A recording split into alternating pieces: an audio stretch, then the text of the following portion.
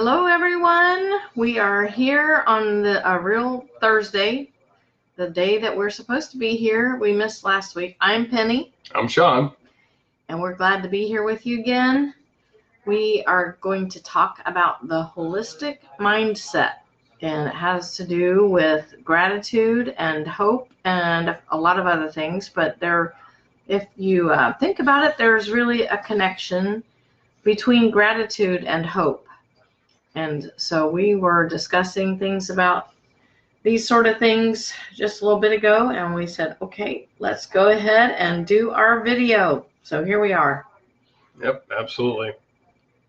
This is attempt 2. Yeah. First attempt, we had no sound. We had to change the driver that was being used on our computer. We talked for 20 minutes, but 20 minutes and no sound, so that was a dress rehearsal. Yeah, nobody could hear anything we said.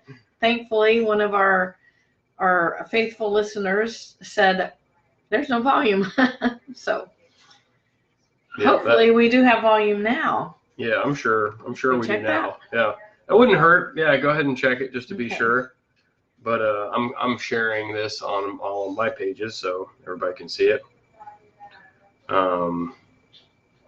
It should be good this time though, so thankfully. And that was something else, finding out, oh yeah, guess what? You guys are not making any sound at all. Like, oh, wow. Your mouths are moving, but there's no sound coming out. Yeah. But it just kind of fits in some ways with the subject matter of being unperturbed and not being upset by life because things don't go the way you expected them to, and just rolling with the punches. You know, you learn to do that when you have a more holistic mindset in life, and you understand how to surrender to the outcomes and surrender to the unknown and the uncontrollable nature of life. You know, there's so much that we battle with really just over. Yeah, there we are. It's working. Yay. There's so much that we battle with just because we're bent on possession. You know, we want to possess, and because of that we are unhappy with, you know, what we do have in life, and we're also unhappy with what we don't have in life. And you know, our pursuit of love so often comes from wanting to be loved back in return, and wanting that person to have for ourselves. Thinking that that's love. Yeah, thinking that that's love, and thinking that that's what will bring happiness. Another person. And it doesn't bring happiness. You know, it doesn't bring joy, and it's not real love. And the best and the purest way that we can really live is to learn to detach ourselves from possession and needing to possess things all the time. There are only two things that we really possess, and that's ourselves, who we are, and our own memories and life experience. And those are the two things that really no one can take away. You know, some you might argue, oh well, you can't have memories taken away. You know, there's people can give you a bad life experience or give you bad memories, or you know, what if you had dementia, or you know, what if something happens and your brain is attacked? Well, we are more than our physical body, and we are also more than what others do to us. You know, we're not victims. We can take and we can control our own perspective. We can color our memories and the life experience that we have however we like, characterize it with the kind of ideals and the kind of values that we have. And a big part of doing that and how we do that is gratitude.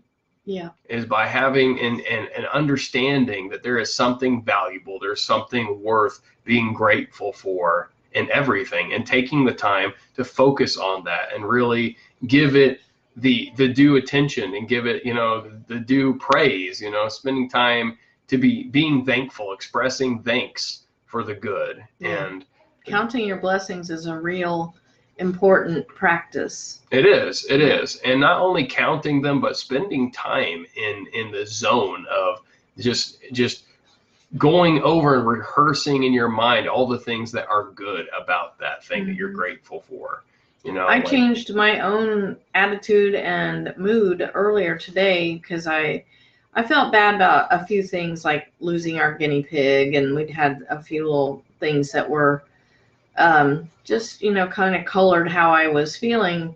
But then I thought of something really good that it just overcame all of those negative thoughts and feelings and the mood I was in, because it was such a thing that meant so much to me. I'm so grateful for that it just totally changed. That feeling of gratitude gave me a feeling of hope, that now, even though this bad thing also happened, this wonderful thing is happening, and it happened and it's still going on. And so it changed the whole way I was feeling just today. I mean, it's just a constant thing we have to be doing all the time, and it's a training kind of thing for your own mind. You can change your own mood. Absolutely. And gratitude is really the foundation, and it's basically, hope and gratitude are kind of like one and the same thing. In a lot of ways, gratitude is hope in reverse. In a lot of ways, hope is gratitude in reverse.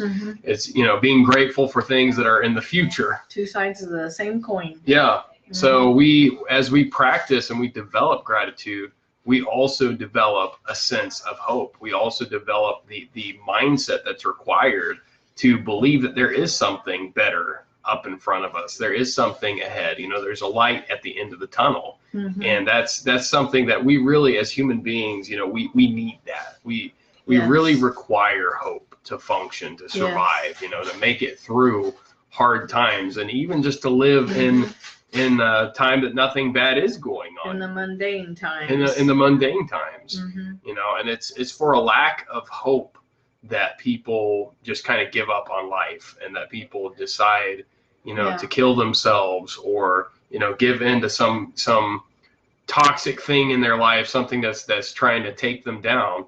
It comes from to escape those bad feelings. Yeah, and the escapism comes from not having a strong enough anchor in what they're hoping for and what they're really believing in and pushing toward. And that's something that we have to really keep ourselves secure in, and to know that we have to have hope. And it is a double-edged sword in some ways, because sometimes we take hope and we get too overly specific, and we tie it back into our possessiveness. We tie it back into, I want this thing to happen at this time, and it's supposed to be this way. And I'm not going to be happy unless it does. Yeah, and we self-sabotage by having hope about specific things that, how can you be sure that that's going to happen? How can they're you know subject that's going to happen? to They're subject to other people's wills. They're subject to circumstances. They're subject to so many factors. The hope that we need to have needs to be one that is more, grounded in reality of, I cannot force outcomes. Life is in so many ways unpredictable, but in the big picture.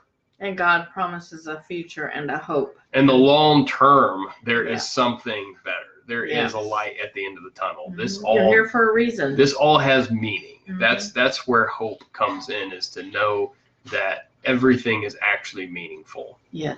Everything is actually purposeful. Everything is actually valuable. And that's really what gratitude is just the practice of valuing things. The practice of valuing the good, seeing the good and valuing it, and really taking the time to appraise it. What is praise if not appraisal? Right. That's what it is to take the time and really dig into the value of a thing, and think about it, and spend time really giving it thought, and giving it communication, and expression. So that's why we need hope and we need gratitude. Hi, Olivia. Thanks for joining again. Thank you for coming back. Yeah, and thank you for telling us about the volume issue. Can you hear us? Yeah. Can you hear us? Are we still just talking heads that Hopefully not. have no noise? Pretty sure we fixed it.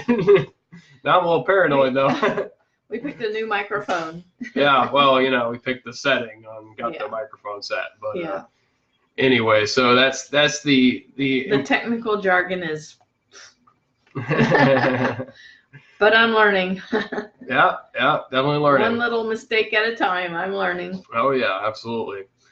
But yeah, so that's basically what it comes down to, the holistic. Awesome. Yay, she hears us. That's sweet. Okay. So that's what the holistic mindset We love you, boils to. Olivia. It is gratitude, it is hope, and it is being able to operate in those things without tying them to the urgency that you have in the moment. And what happens? Yeah, we all get stuck in urgency. That's something that's very, especially culturally, especially in the West. Tyranny of the what is it? The tyranny of urgency. The tyranny of the urgent. Tyranny of the urgent. Yeah, a lot of us get caught in that, and that brings us into a busyness mentality, and that comes into just where we're just striving and fighting and trying. We compete. That's we try to get. You can show that you're significant, that you're accomplishing anything. We try to accrue more possessions. We have this whole productivity culture where we're really confusing productivity with busyness. We're really confusing productivity with the appearance of being productive, the appearance of doing something. To show that we're worth our salt. Yeah, absolutely. And so it's all this race to make our mark right now, prove that we're worth something right now, compete and show ourselves to be approved in the culture around us and the society around us that we're worth something.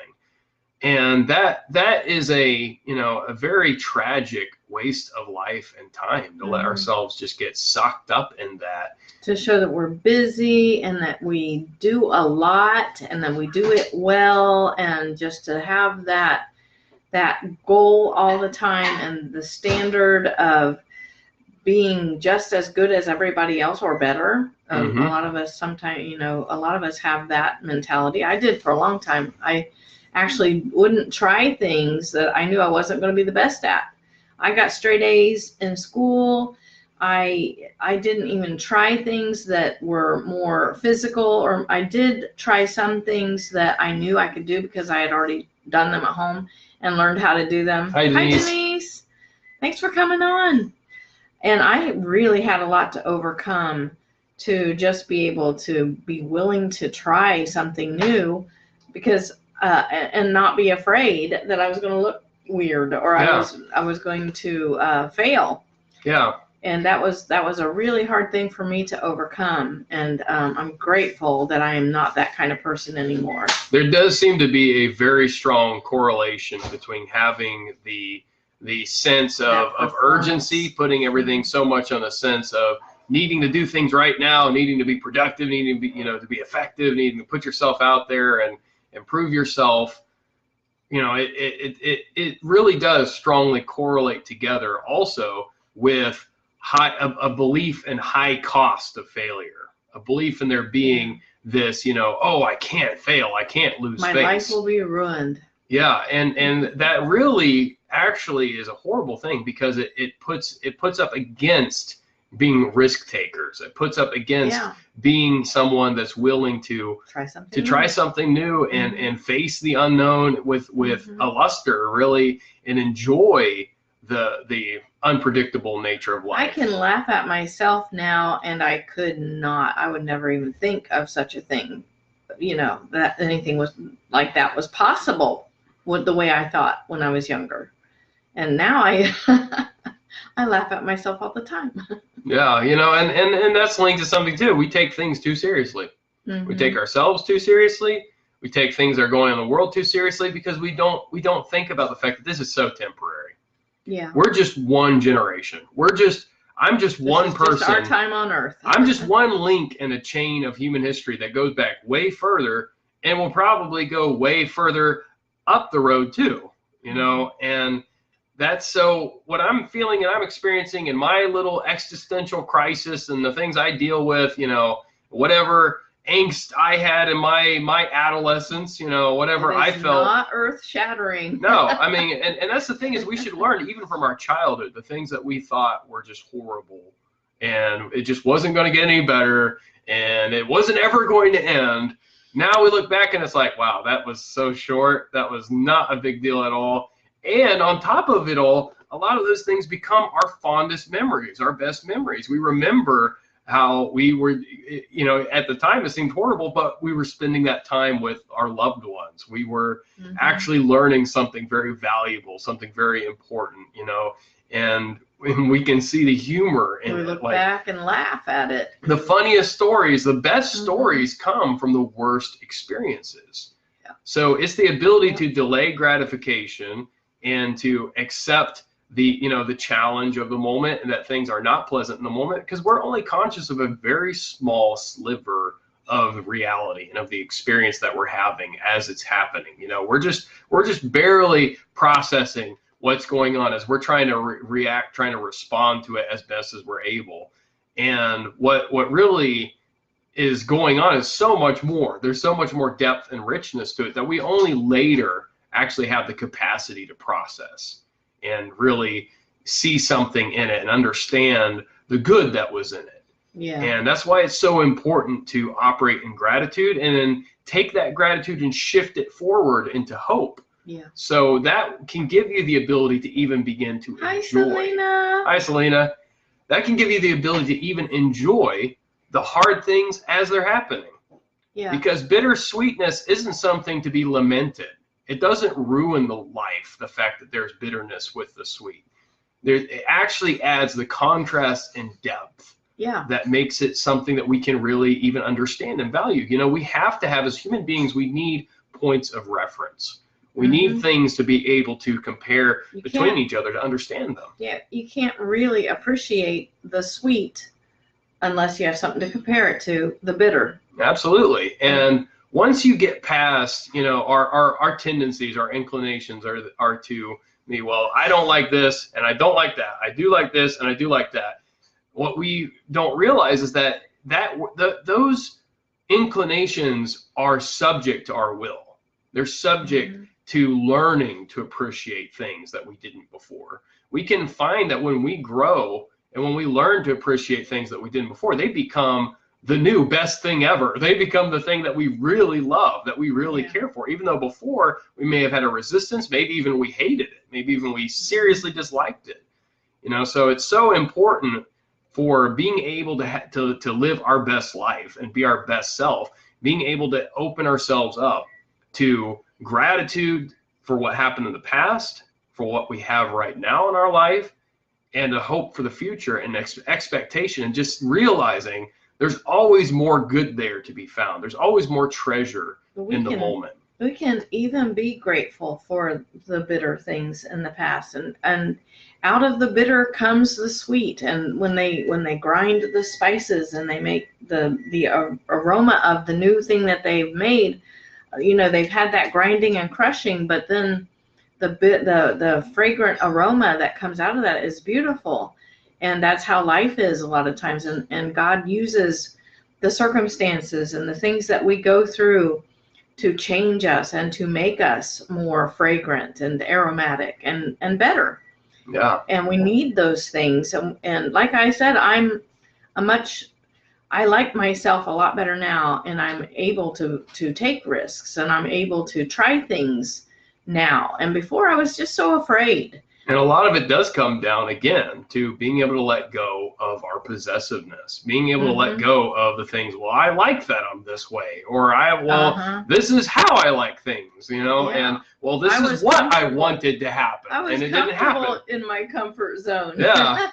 Yeah. And if you can let go of that, if you can let go of possession of the things that you think are good about yourself, that you think are good about life, that you think you really want, and try out the waters, and especially things that you don't even have a choice about anyway. You know, if like life is going to happen and it doesn't go the way you thought it was going to go, what good does it do you just to be a gloomy Gus and be discontent and just to be sour about it, to personally just turn bitter over things? You know, it doesn't do you any good. There's nothing useful.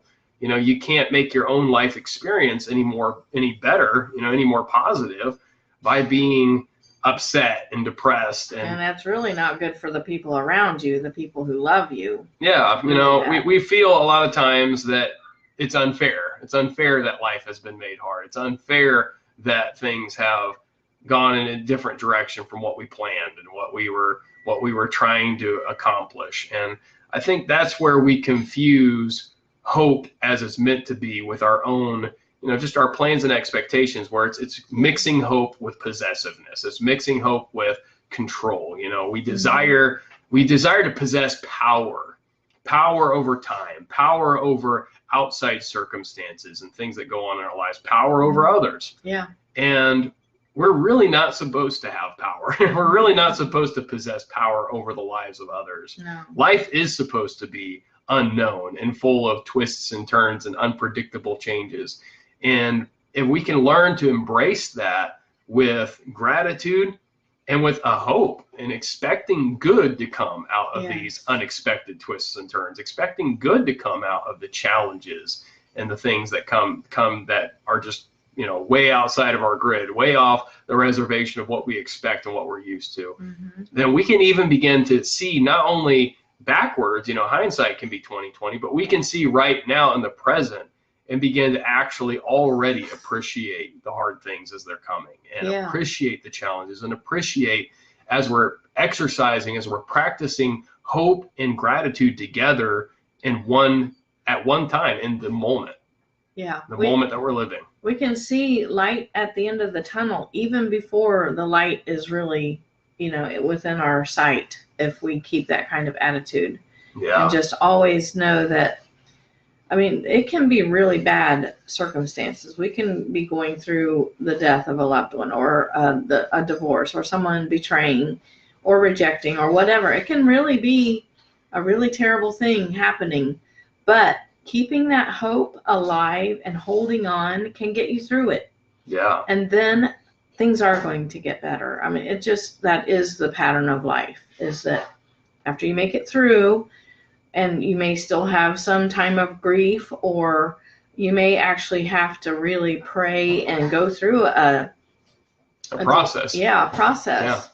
But your life is going to get better, because that is how as a Christian and living the kind of life that God has given you, that is how it trends. Life gets better. Then we go from glory to glory. We go from, what are all the from faith to faith, from strength to strength. Strength to strength, and glory to glory. And so that is the pattern that God has set for us. And that's the thing for us to remember, that whatever you're going through right now, it may seem like the worst thing that could have ever happened to you. And we've been through some things like that they just seem like there was no hope. That the worst thing we ever thought could happen happened. But here we are. Yeah, absolutely. We're better for it, and we saw God's faithfulness, and we wouldn't have experienced it any other way. No. And we wouldn't have the kind of relationship with God that we do now if we hadn't gone through the things that we went through and experienced His faithfulness through all of that. Mm-hmm. The hope has to be based in a solid truth that all of these things we're going through is nothing to be compared to the eternal weight of glory, that there's just something so much better on the other side of all suffering that we go through. Even in this world and in our lifetime. But a big part of it is, it's the glory of God to conceal a matter. It's the glory of kings to search it out. A big part of it is we have to mine into the things that we've gone through. Yeah. We have to take, especially the things that seem toxic, just seem like just bad memories, maybe there's PTSD there. Forget about. And I can totally say from, my experience personally, I definitely had those memories that were just, to me, and the way I felt at the time, they were unredeemable. I wish I didn't have those memories. I wish I didn't have those life experiences. I wish that it just didn't happen. And I didn't want it. And it was just, to me, a source of PTSD. It was a source of pain. It was a source of torment, and just, hurt every single night, every single day. It was always there, just hurting. But if it had been just taken away, if I could have just gotten an undo button and that never happened, I would not have anywhere near the richness of development in life, in joy, and the depth of gratitude I've come to. I am so grateful now for those experiences that before I wish never happened to me. I am so grateful now. Those worst things that happened to me have been the secret, have been the beginning, the starting point of my greatest boon to growth and to wholeness and to really understanding and coming to a heightened level of consciousness of what is the good in life and what there is to be grateful for. We become multidimensional Absolutely. through our experiences and through the good and the bad. All the bad is really just resistance, and that through that resistance you get trained and you build that muscle. And our vision is a muscle, really, and it's something that is only going to get practiced by use and by having to work hard to see good, to work hard to see something better on the other side of things. Mm-hmm. And by doing that and by taking it and we have to redeem our memories. We have to go back and fix them and get them whole and find the good that was in the situation. See, we choose to become better by the things that happen. It's what doesn't kill you makes you stronger is true only to the extent that you take whatever happened and you process it and you mine it and you break it down and you get the building material out of it and you become more because of how you choose to face it and how you choose to embrace it and become more by the experience. We never become more by rejecting things. We never become more by denying things, by pretending they never existed, or just feeling that, we were wronged and sense of injustice and this should have never happened to me. And, which is just victimhood. It's just living in a place of being a victim. And that's, terrible things do happen to people. I'm never going to say that's not true. I'm never going to try to paint and say it's a good thing if you got abused. I'm never going to say it's a good thing that, someone did something horrible to you, stabbed you in the back, betrayed you, left you for dead. Those are terrible things. It's terrible that anyone has that ability in themselves to hurt another human being like that and know what they're doing. And it's tragic. We wish people would never be that way. We're told to do good, and all of us, we're wired to do good. When you do good, you feel good. When you do what's right and what's good for others, and you are considerate and you're loving, you feel the love, and it circulates through you. It does come back to you, and whether or not it comes right now or from anyone that's doing it, that you are showing that love to, it still comes from somewhere, and it certainly flows within yourself. But for that to happen, you have to let go of the fear, and you have to let go of all of the sense and the feeling of this isn't going anywhere, this isn't going to help me, or what am I getting out of it? Possessiveness. Yeah, Olivia, you're right. I was going to say too. Yeah, you're absolutely right, Olivia. We learn from those things to have empathy for others, and then we are able to offer hope to them. Yeah. When they are going through similar things or things that are just devastating. We can share our experience. We can feel with them what they're going through, and without going through it ourselves, we really can't. Yeah, and there's a two-sided thing to this too. It's not only about the fact, being able to help other people, that is great, and that's great motivation. That's a wonderful thing, and that's a very wholesome and very healthy motive. It's kind of a forward bent motive, it's kind of an extrovert motive, but it's a very wholesome and it's a very good motive. The other flip side is not only being able to help others, the more introvert side is realizing there is opportunity for connection that you would not have. Yeah. Because you've gone through this, you can connect more deeply to yourself. And because you've gone through this, you can also connect more deeply with these others. So, and sometimes there may not be something that you can actually, physically do to help them or do to help them see the light at the end of the tunnel. But because you know what they went through, you carry those scars and you carry that I went through it. And just your being there with them creates a connection. Because they can feel it. Other people can feel, this struggle. What it is that I'm going through here. I can tell that you've been through this. I feel that what that is about you, that you went through this too. And sometimes words aren't even necessary. It's just your presence. But that creates connection. And so that's, really so much of life is about that. One of the most valuable things about our human experience, about our life, is being able to really deeply connect with others. Yeah. And that's something that, you know, we get on such a deeper level and so much more richly when we can empathize, because we've gone through similar hardships, we've gone through similar difficulties and pains. Mm-hmm. And in a lot of ways, there's just a level of connectivity that you just wouldn't be able to achieve without having connected into that same sorrow and that same suffering that they're going through first. Yeah. So it all has its meaning. It all has a goodness and a wholeness to it. Yeah. We just have to live in a holistic mindset enough that we can receive all of the good in it.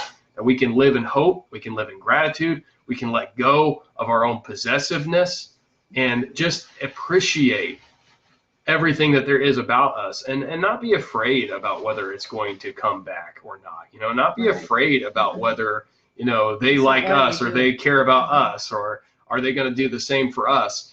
When you can just live in that state that's beyond that, when you, I love this wording, when we can get out of transactional love into a relational love or true love, then we're in a whole new place, in a whole better place. And the thing is, that's a better place for you. Yeah. Because when you're there, it just doesn't bother you. You know, you're not like looking at a timer ticking down. You're not looking at an hourglass, or like, you know, this is my last measure of love. What am I going to do? I need somebody to love me back. You're not looking at any of it in that way anymore, because you've hooked up with what real love is. You've hooked into the power source, and it's just flowing through you.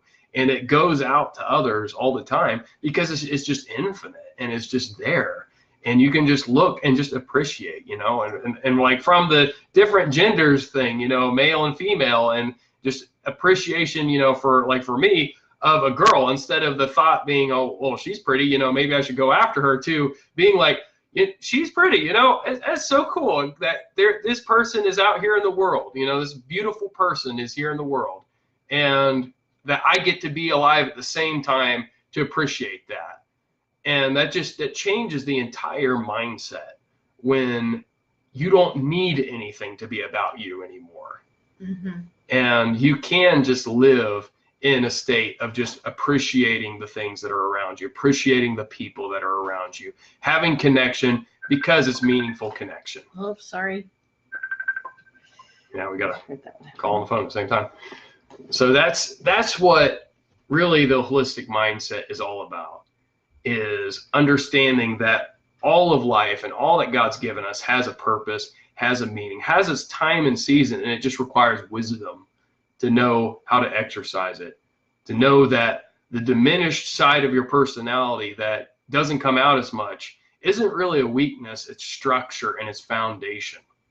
You know, it's a part of what God's given you to uphold you and to keep you up, and gives you that anchor that you need. You know, if we had nothing but good experiences all the time, we wouldn't appreciate them.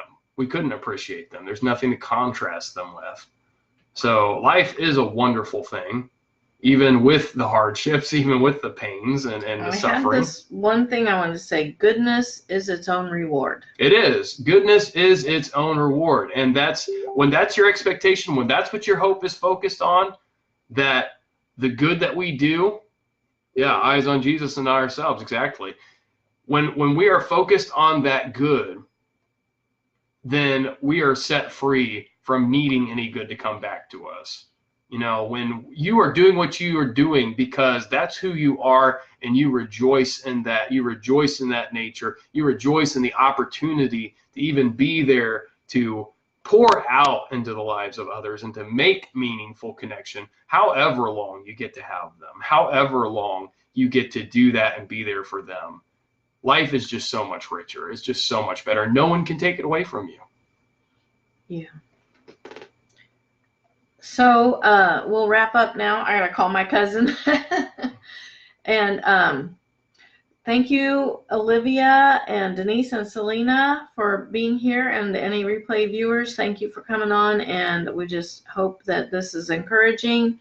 And we just really want to share.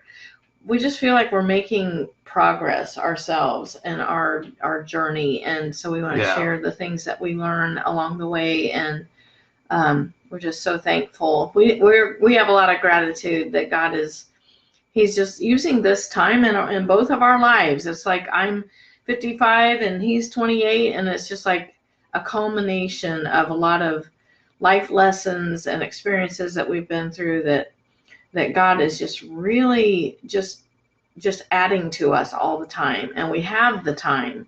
We're thankful for that too. Mm-hmm. And a lot of it is due to Gary working so hard all Absolutely. the time and making sure that we can pay all the bills and everything, that we have time to spend with the Lord and to ponder, and that God has just given us this blessing that is cause for gratitude for us. And so we just want to share what the Lord is giving us, and hope that it is helpful and helping you to just grow in your internal development and success and your mindset and all of that. And so thank you so much for coming on, and we will see you at least next Thursday, if not before. Bye. Bye.